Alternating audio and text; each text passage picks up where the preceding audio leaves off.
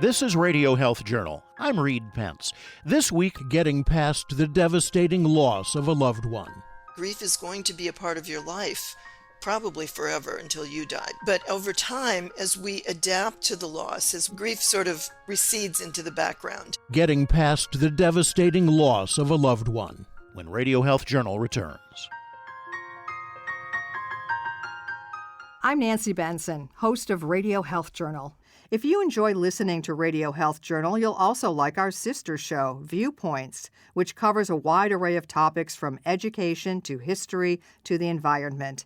Here's a preview of what they're covering this week on Viewpoints.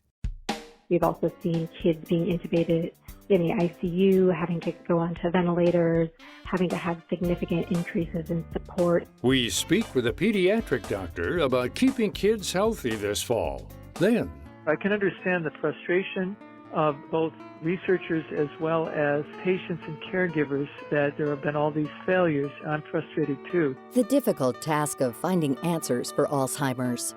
I'm Marty Peterson. and I'm Gary Price. These stories in depth this week on your public affairs magazine, Viewpoints. Listen to Viewpoints on your favorite radio station and subscribe and listen to shows anytime on Apple Podcasts and Google Play.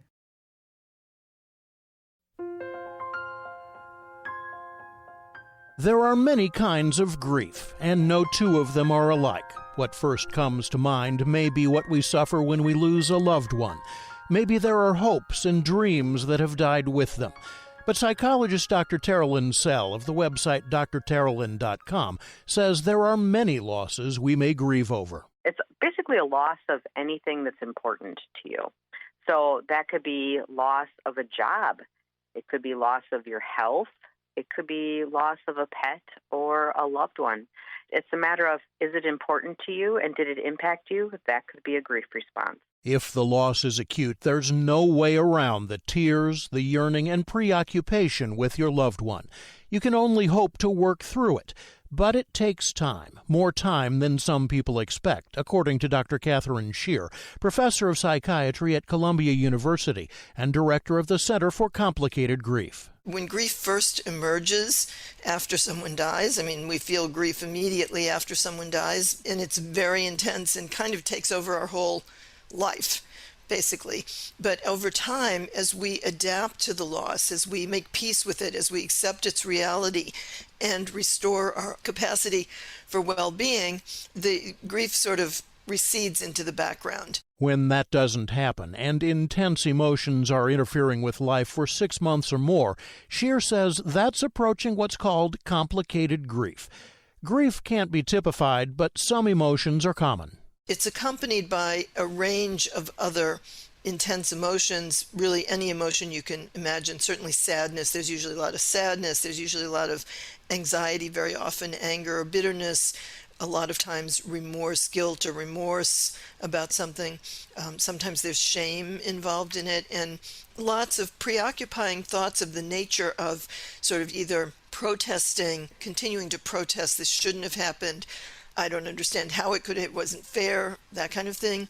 Counterfactual thinking, we call it what we call counterfactual thinking, which is imagining alternative scenarios when it didn't happen, or self-blame. And the other thing that's very common is avoidance of reminders, or really, it's usually reminders, but it's avoidance of anything that triggers that grief even stronger. Often, people suffering intense grief want more of a roadmap to know why they're suffering so much and when it will be over. But Sell says there are no rules. There's no one way to grieve. There's no right or wrong way to grieve. And grieve is certainly not a linear process. Most people want to put it in a box, so to speak, and be like, I'm going to go through this phase and this phase and this phase, and then I'm going to be done.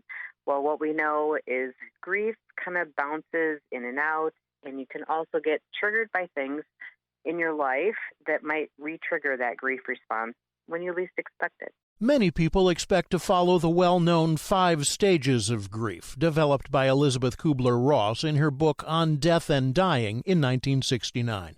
But Sell says those stages, denial, anger, depression, bargaining, and acceptance, are misleading, and even Kubler-Ross agreed. She developed the stages to describe how dying people cope with their own impending deaths. When a loved one's died, it may not be that way at all. The stages of grief are a nice way to help someone maybe define what they could experience in the next coming years, right? But what we know is that it's bigger than that. And when we try to box something into definitions, then we're kind of stuck with, am I doing this right? Is this the way that it should be? What I know is everybody's experience is similar, yet very different. Scheer says the first of the stages, denial, is a poor word for what people really feel. It's really more like people want to protest that the death shouldn't have happened. It couldn't have happened. And if the death was unexpected, it's more likely to produce complicated, ongoing grief. It tends to be much more shocking. So there's going to be a lot more numbness, which is actually numbness is something that we see a lot of in grief. That sort of resembles a trauma reaction. It is a kind of a trauma to lose someone close, right? To death especially. So you're much more likely to see numbness and the sense of disbelief and, kind of difficulty wrapping your mind around the fact that this person is really gone. It's much easier to imagine alternative scenarios.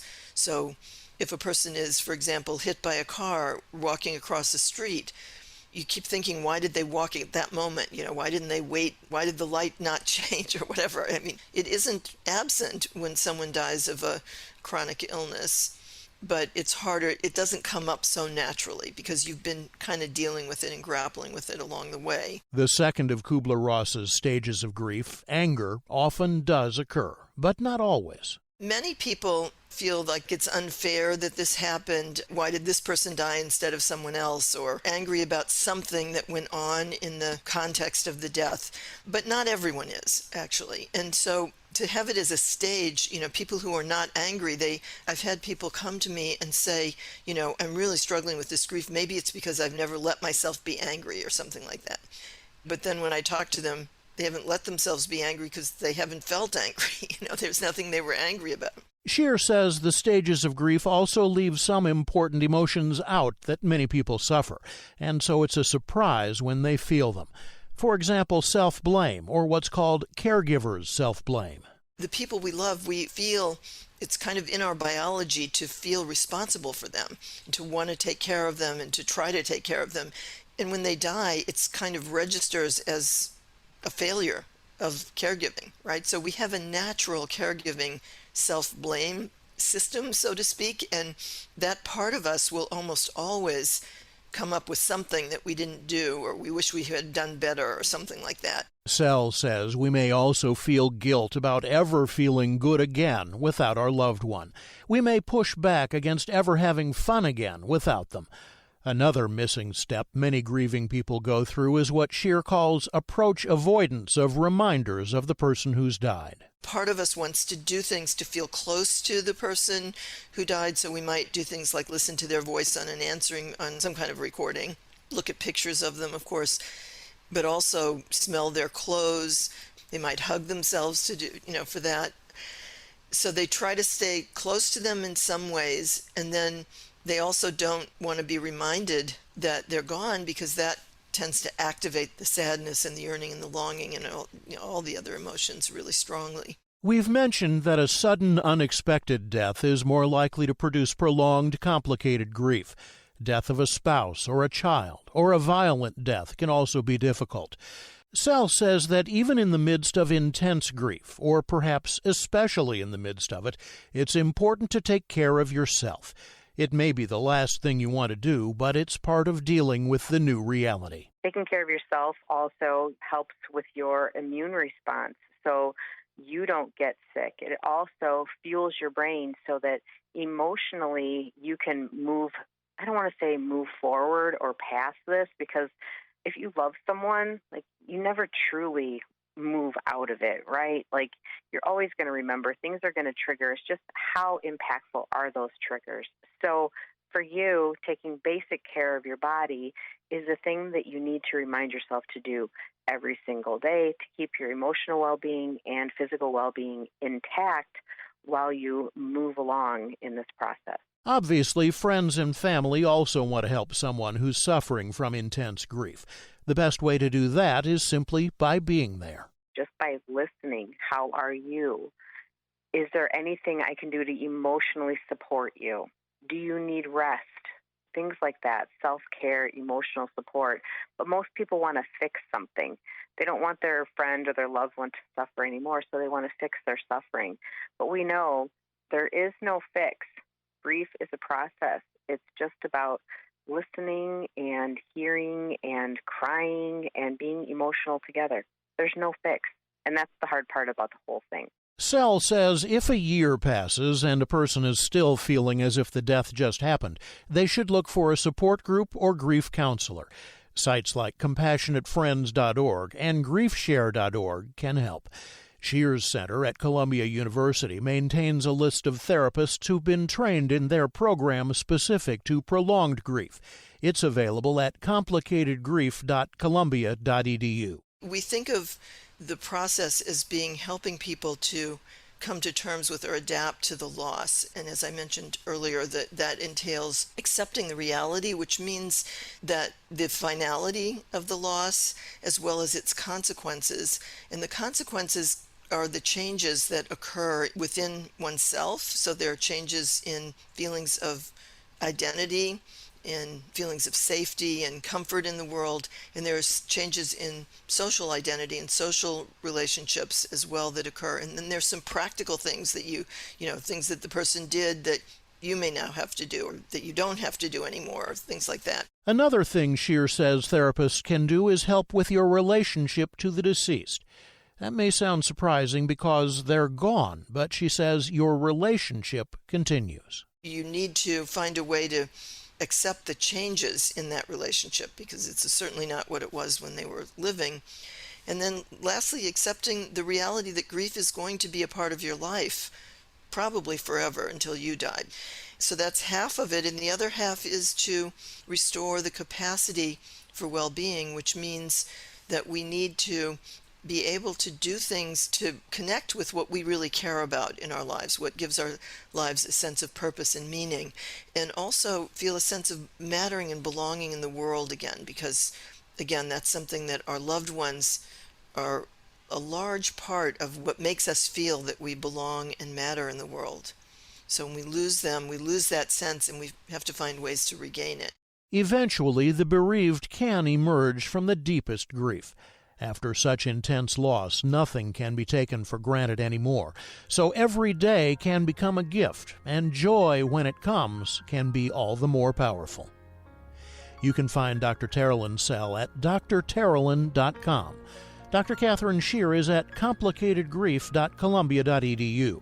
Links to all of our guests and, once again, to support groups and therapists are on our website, radiohealthjournal.org.